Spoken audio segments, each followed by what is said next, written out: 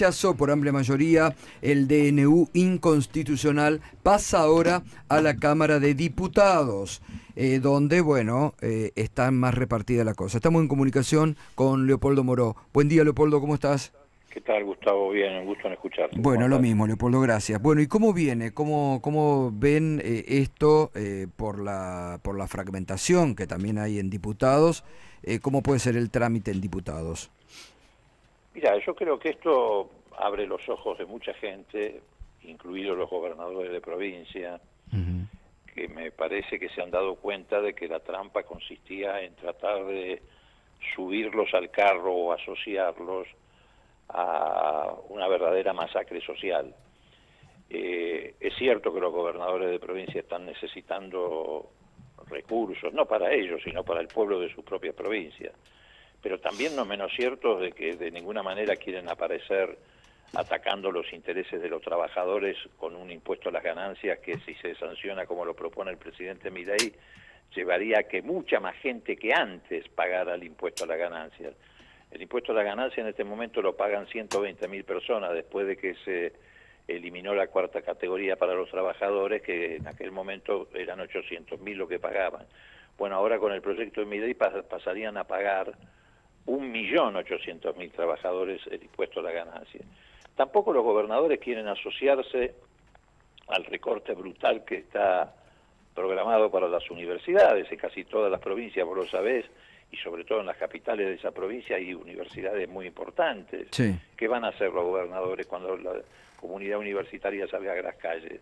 ¿Le van a mandar la policía provincial a reprimir a los estudiantes? ¿Van a permitir que Patricia Bullrich entre con fuerzas federales para reprimir? Entonces yo creo que se están abriendo las condiciones con la votación de ayer, que fue histórica, en el sentido de que no hay duda de que un amplísimo espectro político rechazó el DNU, reitero, un DNU que además ni siquiera era una teoría la nuestra acerca de los efectos que iba a producir. Durante estos meses que estuvo vigente, le demostró a la gente del común, qué consecuencias tenía. Claro. No es que era parte de un discurso político opositor, no, la gente lo sintió en el bolsillo.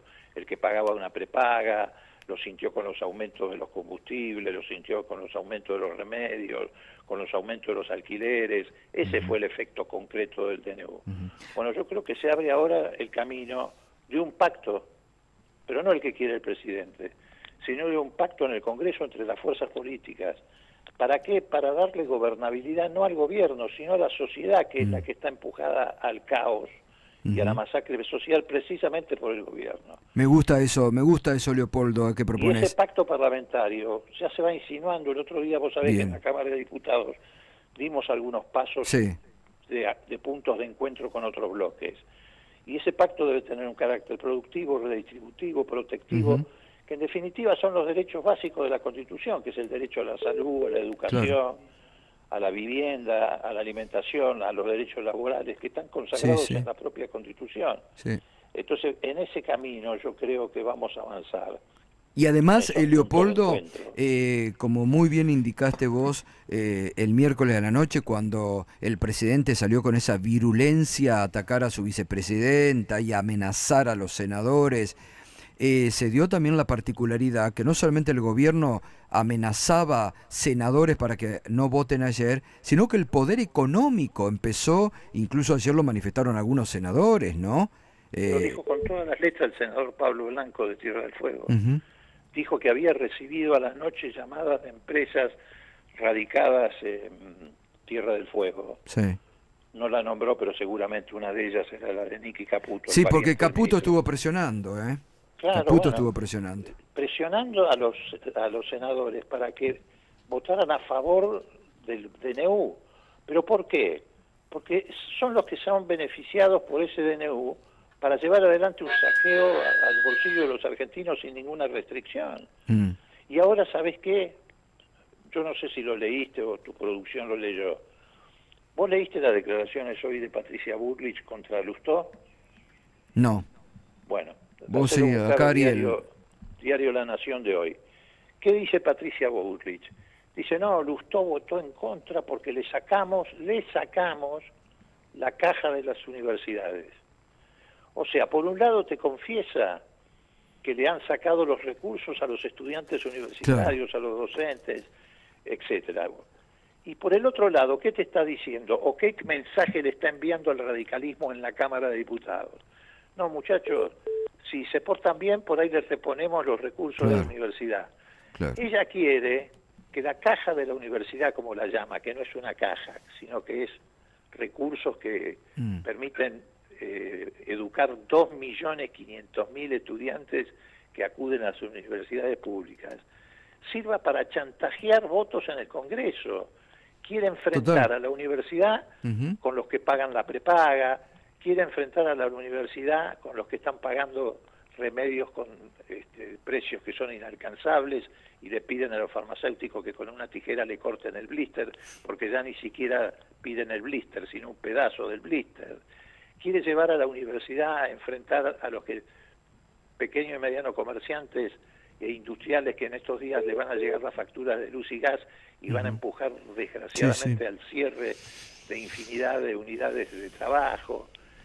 Es una locura lo que está pasando. Están haciendo chantaje a cielo abierto. Sí, totalmente. Por eso es muy importante las actitudes de ayer, como la de Martín Lustó y otros senadores, la dignidad, y es importante esto que se marche en lo que vos decís, la construcción de un pacto democrático nuevamente. Porque esto es, frente al hostigamiento y las amenazas, esto es democracia o dictadura, porque los rasgos autoritarios de este gobierno se notan cada vez más. Pero por supuesto, Gustavo, ¿a quién se le va a ocurrir, después de todas las cosas que dijo el presidente, de todas las amenazas que ha formulado, darle facultades legislativas? Total, Sería una verdadera locura.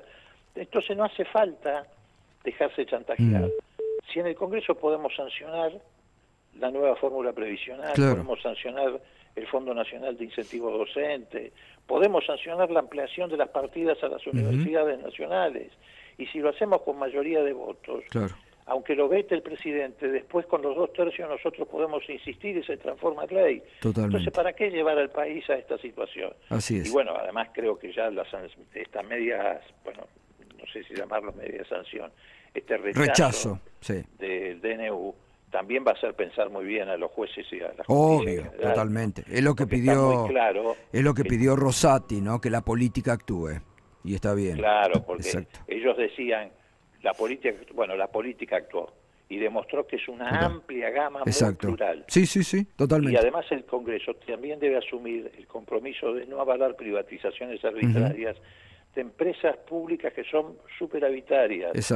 Y además retener, y esto es lo más importante porque esto es la crisis inmediata que se viene, la facultad de intervenir, de decidir en materia de endeudamiento externo. ¿Sabes por qué te digo esto? Porque en el medio de todo este ruido de ayer y de hoy pasó desapercibido un dato gravísimo. Una de las consultoras de riesgo más importantes del mundo declaró un default técnico en la deuda en pesos de la Argentina. Que no es un default pleno, pero es un default técnico. Y ya Caputo van 2 veces que nos lleva a ese escenario. Con el gobierno de Macri, cuando hubo un default en pesos, ¿te acordás que lo llamaba reperfilamiento? De deuda. Bueno, eso después desembocó en que tuvimos que ir al Fondo Monetario Internacional a endeudarnos. Y ellos están desesperados por volver a endeudarnos. Por eso el Parlamento no debe renunciar a la facultad de intervenir en la discusión de cualquier futuro endeudamiento.